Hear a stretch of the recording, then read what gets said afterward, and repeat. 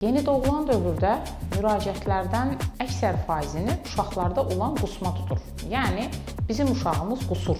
Yeni doğulmuş körpənin qusması əsasən funksional olaraq dəyərləndirilir. Amma bunun altda yatan bir orqanik problemi də ola bilər. Və pediatr olaraq birinci bu qusma funksional bir qusmadırmı, yoxsa orqanik bir qusmadırmı, bunu ayırd eləmək lazımdır. Yəni, funksional qusmada uşaq yediyindən sonra qaytarar, uşağın əhval-ruhiyyəsi dəyişməz, çəki alımında bir problem görmərik. Bu zaman bunu araşdırmaq lazımdır ki, altda yatan problem uşaq çoxmu yeyir, uşaq tez-tezmi yeyir, uşaqda inək südünə allergiya mı var? Yəni, bunları araşdırıb aradan qaldırmaq lazım olacaq. Amma orqanik patologiya ən çox narahat olduğumuz filarostenozdur. Hansı ki, filarostenoz vaxtında araşdırılmalı və bu USM müayinəsi ilə araşdırılır və əgər varsa, xəstə dərhal cərraha yönəldilməlidir. Çünki filarostenoz cərrahi bir patologiyadır və bu problem cərrah tərəfindən həll olunur. Filarostenoz zamanı uşaqda fontan şəkilli qusma olur, çəki alımı almır və uşaq daim narahat olur.